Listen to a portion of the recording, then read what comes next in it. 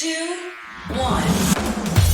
7 things you probably didn't know you need to know. I'm Jamie East, and this is the Smart 7. Good morning, everybody. It's Tuesday the 17th of January and it's National Classy Day.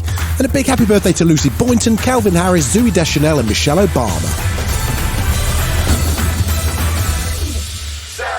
Monday saw the government seek to enforce a new era of stricter control over public expression as anti-strike and public order amendments went through Parliament. Under Rish's public order crackdown, police in England and Wales are to be given powers to shut down protests before any disruption begins.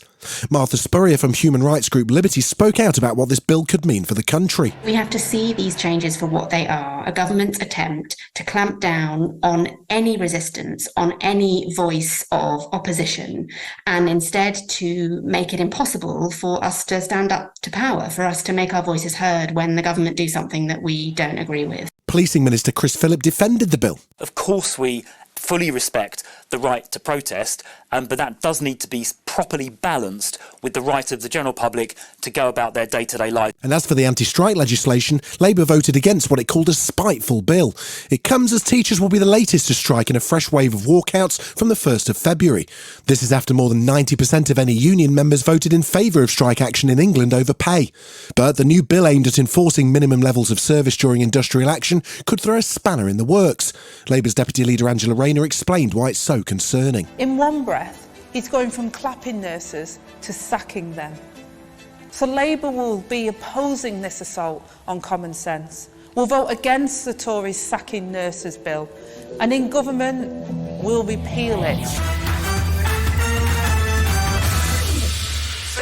A serving Met police officer has been revealed as one of the UK's worst rapists after attacks on multiple women. 48-year-old David Carrick, who was known to colleagues as Bastard Dave, pleaded guilty on Monday to over 40 counts of sexual offences, including 20 counts of rape between 2003 and 2020.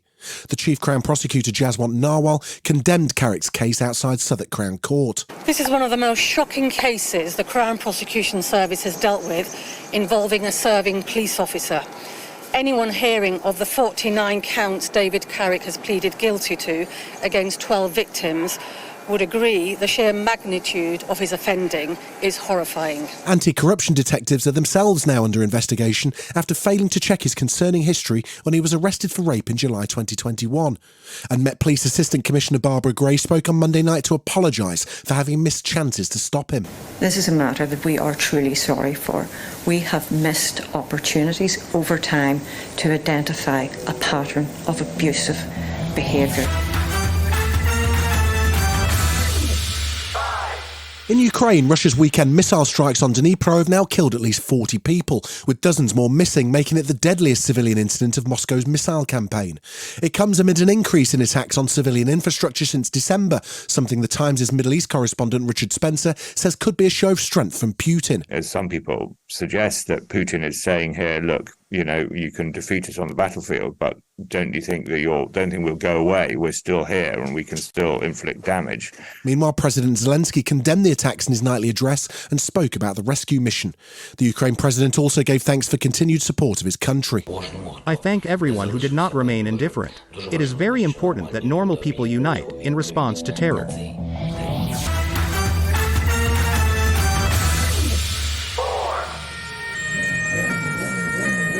In what could only be described as a scene from The Godfather, Italy's most wanted mafia boss Matteo Messina Denaro was arrested in Sicily after almost 30 years on the run.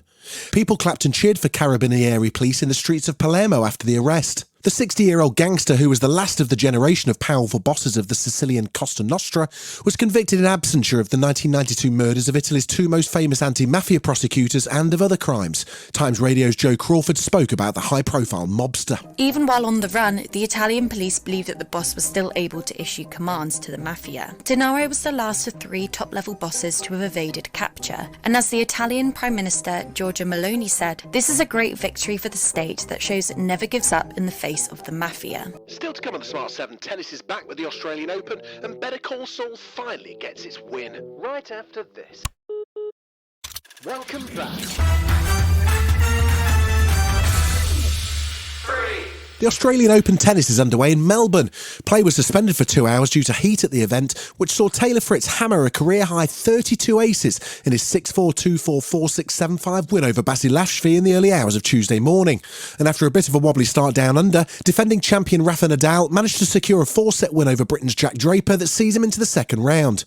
But even as the Spaniard's bidding for a record-extending 23rd Grand Slam title, he's got something else on his mind: fatherhood. It's one of the most beautiful things in this life, without a doubt. So enjoying this new moment, having fun, super happy, and grateful to have the chance to have them with me here in Australia. That helps a lot. So just happy that I am able to play.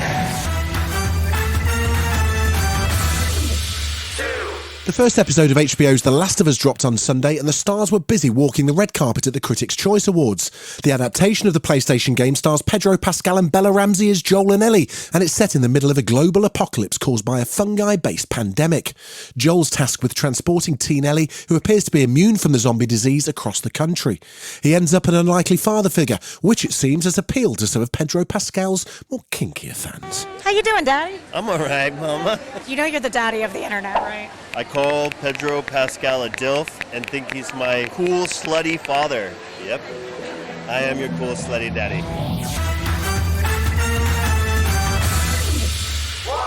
Better Call Saul's had a strange history with awards. It's been nominated for loads, but won very few.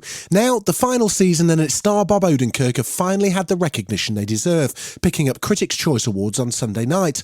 Bob, who suffered a heart attack on set during the final season, was particularly delighted with the win for Best Actor in a Drama Series. When you see me acting, okay, you're not watching talent.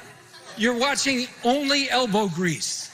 That's all you're watching is sweat and elbow grease. And then standing around me is talent. And that makes you look good. This has been The Smart 7. Wherever you're listening, do us a favour and hit the follow button. We'll be back tomorrow at 7 a.m. Have a great day. Written, produced and published by Daft Doris.